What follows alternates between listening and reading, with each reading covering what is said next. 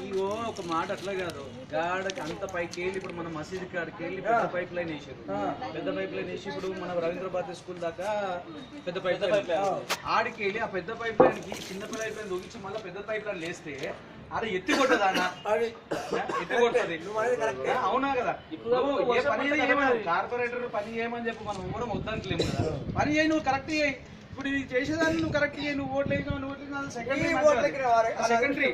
అది సెకండరీ. నువ్వు పని చేయి, నువ్వు పని చేయించి వచ్చేసారి మళ్ళీ నేను చేయించడం కొట్లాడుకో నువ్వు వాళ్ళతోటి.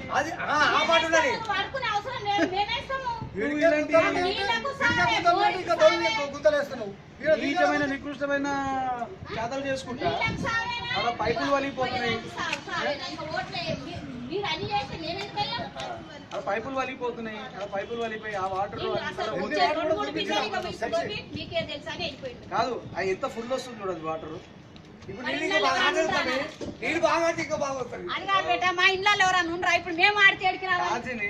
11 అవుతుంది, 12 అవుతుంది. స్నానాలు చేసే టైం కూడా కాదు. ఇప్పటికే అంత ఫుల్ వస్తుంది అంటే ఎంత పెద్ద లైన్ నుండి పైకి వెళ్ళి. అవునా కదా? అందుకోసం ఇప్పుడు ఇవాళ ఇంత ఉంది, రేపు వానాకాలం వచ్చింది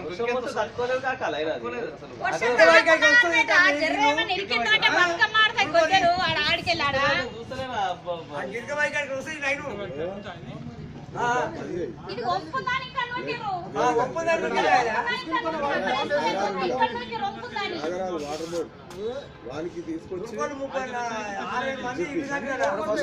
ఫోన్ చేసినా వస్తున్నాడు, చూసాం.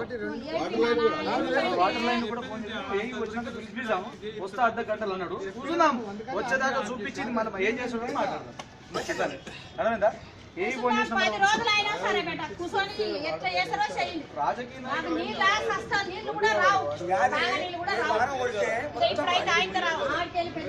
ఆడికేస్తామమ్మా అన్నాడు ఆయన ముందు.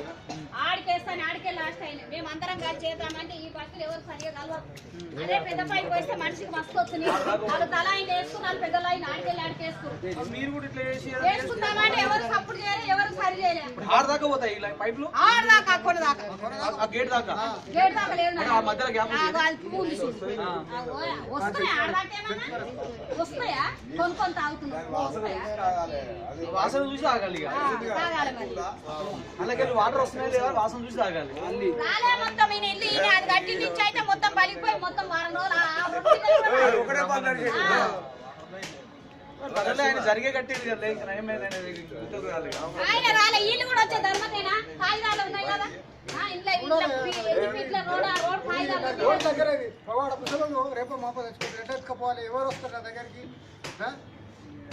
ఇప్పుడు ఇల్లు సరిగా ఇల్లు ఉండాలి కాబట్టి ఇల్లు తీసేస్తాం అన్నారు. ఇప్పుడు ఇప్పుడు అది ఇది ముందుకు జరగాలని ఏముంది? గంటలోనే రోడ్ పోటే కదా, అది రోడే.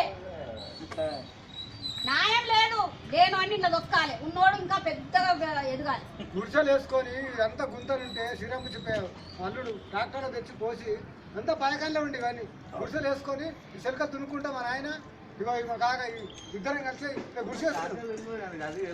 నాకు విచిత్రం అనిపిస్తుంది ఏంటంటే పెద్ద లైఫ్ కి చిన్న లైన్ కి వెళ్ళి మళ్ళీ పెద్ద లైఫ్ కలుపుకోవడం అనేది ఇది పనికిరాని ఆలోచన.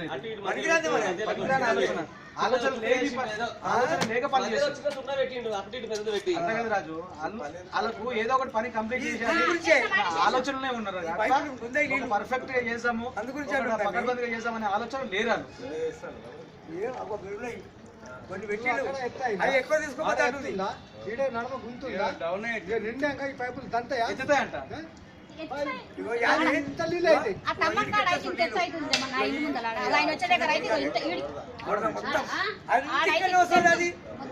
ఇప్పుడు మీరు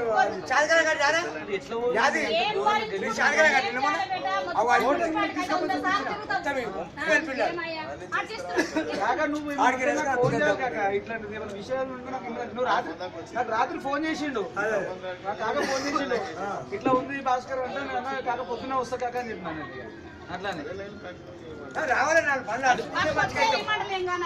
అవే పెద్ద లైన్ లేదు, ఉన్నదే వంపు. ఇది వంపు లేకుండా సర్ర వెళ్ళిపోతే ఆ లైన్ అయినా సరిపోతుంది. వంపు వచ్చేదేమో మనుషులకి రావట్లేదు.